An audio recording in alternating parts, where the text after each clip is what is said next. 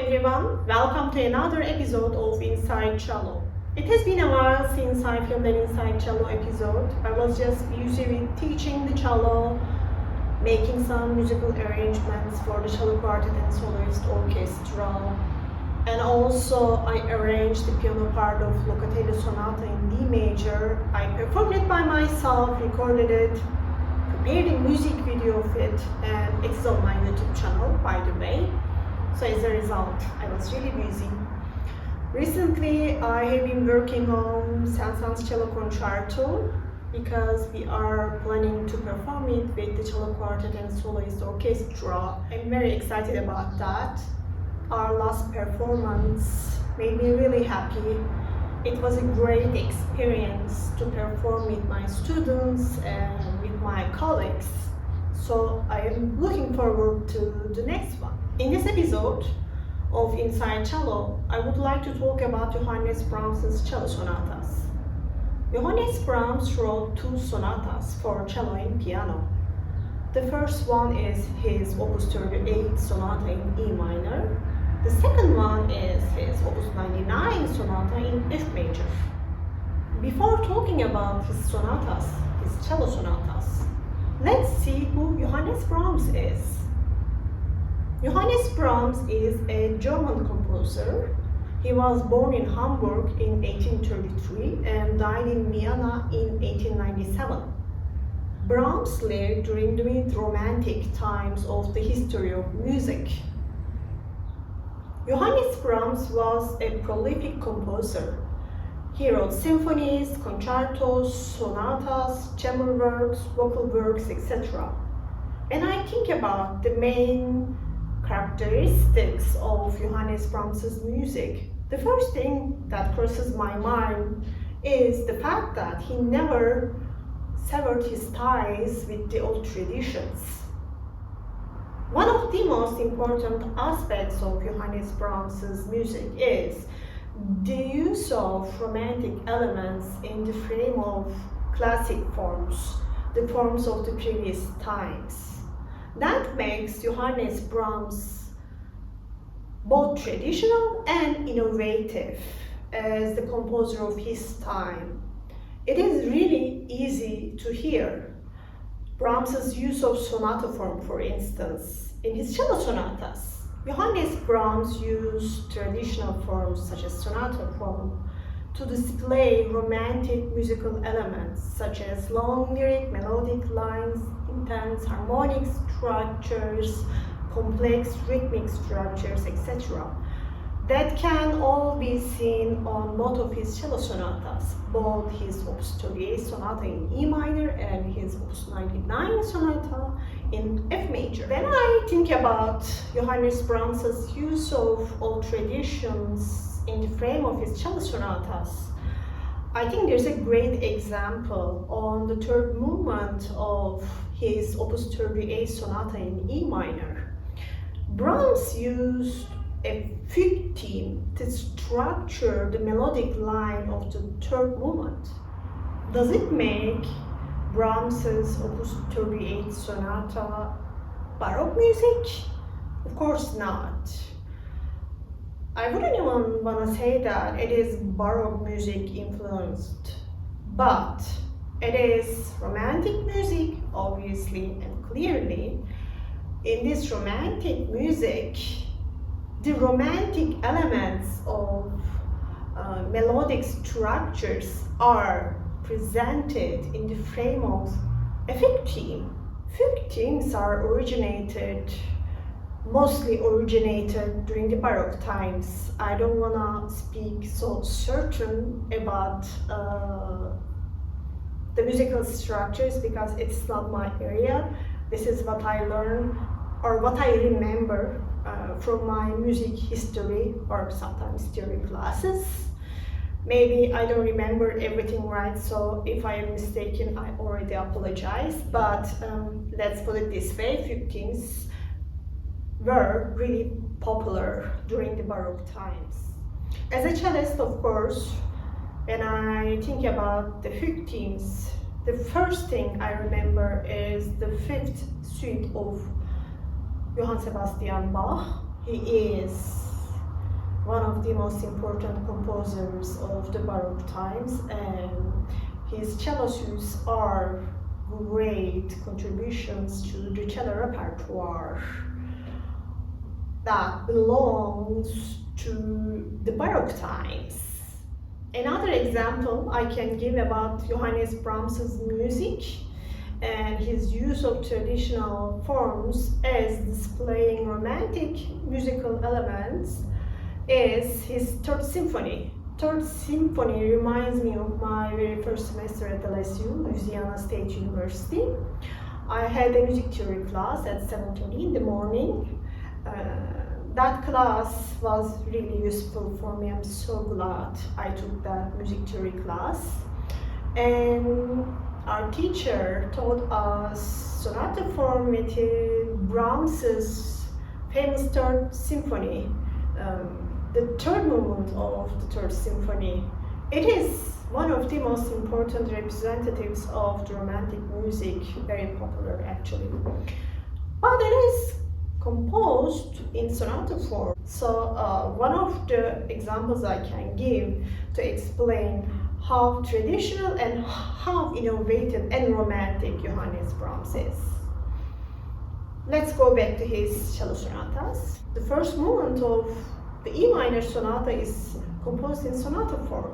Very lyric and long and romantic melodic line is presented on cello part, and piano part is playing the chords on the offbeats.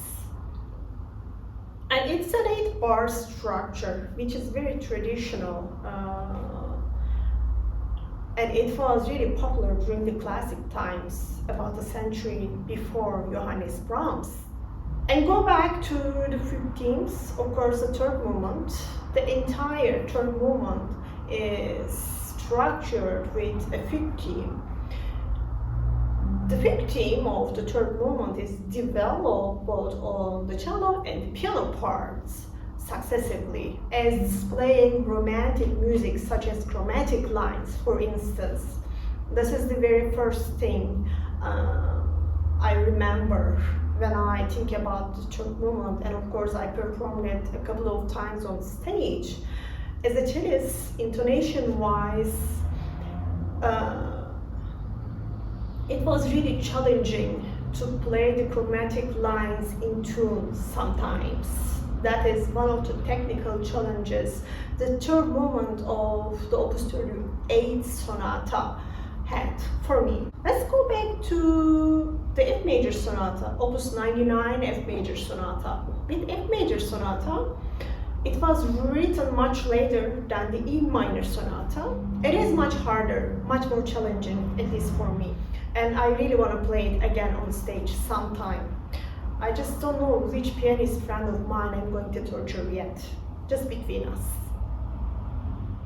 E minor sonata was composed in 1865.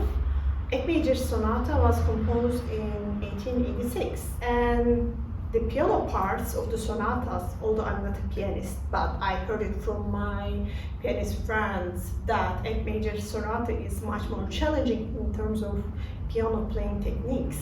Anyways, I feel like the F major sonata is almost written for an instrument much more developed than the one 20 years ago. I personally think F major sonata, being close to the 20th century music, must have effect on the way of Brahms' composing style. When I think about it, maybe piano was developed much more than almost 20 years ago when the E minor sonata was composed. This is just a brainstorm I'm having right now. But both sonatas are really different from each other in terms of instrument playing challenges. As a cellist, I performed both of them on stage. In terms of cello playing difficulties, I find the F major one much more challenging than the E minor one. Especially the first movement of the F major sonata, Opus 99 sonata, has lots of shifts on the left hand. I think the biggest difference between the two sonatas in terms of instrument playing challenges. F major sonata requires a much better command of the use of left hand between the far areas of the cello's fingerboard, starting from the first movement, from the opening theme.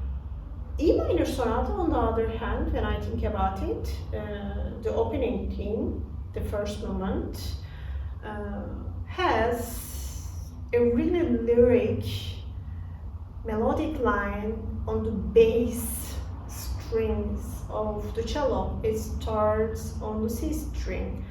I think it doesn't really include really high technical hardships, but I have to say that it is hard to express the long and lyric melodic line without any disruption.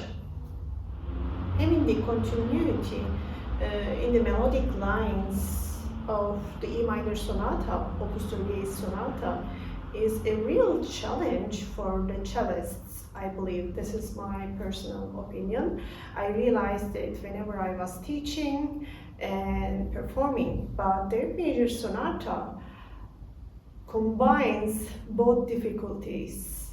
You have to express the long lyric melodic lines, continuous melodic lines with the right hand, with the bow hand, as you are performing the challenging continuous 16-note passages located on the far areas of the cello's fingerboard. The most challenging aspect of expressing the melodic lines is to have the continuity. I think it is the combination of using the bow hand and having the left hand shift at the same time or on the right times. The opening theme of the E minor sonata in the first movement is an 8-bar structure. The first 4 bars end with a half cadence, and the second 4 bar ends on an authentic cadence, which is pretty traditional melodic structure of the classic times. Another traditional aspect I instantly realized on E minor sonata, it is really hard to have the melodic continuity in this opening theme. Intonation-wise, I find it challenging actually, because almost the entire melodic line is on the C string, and it is located on the far areas of the C string. And when I was teaching it, and I was practicing it by myself, I find it challenging to have the right intonation, especially with the combination of the piano part. On the F major sonata, Brahms also used long and lyric melodic lines, but complex rhythmic structures as well, especially on the piano parts.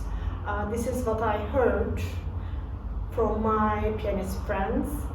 This is something I can also hear by myself, but especially I heard it from my pianist friends that rhythmically it can be really challenging to understand Brahms' F major sonata. For me as a cellist, when I played with an accompaniment, it was harder for me to have the chamber music presentation on F major sonata, because, as I said before, rhythmic structure of the F major sonata is much more complex than the rhythmic structure in the E minor sonata. E minor sonata starts with a long lyric melodic line on the C string of the cello. Piano, on the other hand, at the opening theme of the E minor sonata, plays on the offbeats only. But in the opening theme of the F major sonata, the rhythmic structure is much more complex than the rhythmic structure on the E minor sonata. And for me, it is hard to play with the piano. I guess I managed it on stage, but as a cellist, I had to work on it much harder than I worked on the E minor sonata. In the end, I think Brahms cello sonatas, both Opus 38 E minor sonata and Opus 99 F major sonata, are great contributions to the cello repertoire.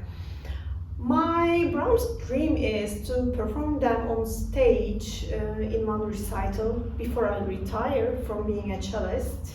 And hopefully in the future I will realize that dream of mine, that Brahms dream of mine. I never feel like I wasted any time practicing Brahms cello sonatas.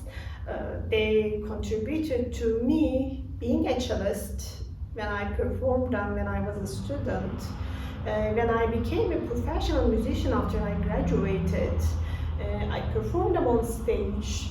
It made me feel really accomplished after I performed them on stage. Each performance as a cellist left me different kind of memories, and of course I remember every moment I was on stage. With Brahms E minor sonata, I was worried about opening theme when I think about it, because as I said before, intonation-wise it can be challenging. With the F major sonata, again it was on the opening theme. When I think about it, I find even interesting and different difficulties. It was hard for me to play on the right rhythmical times with the piano part. You never learn Brahms sonatas completely, I believe.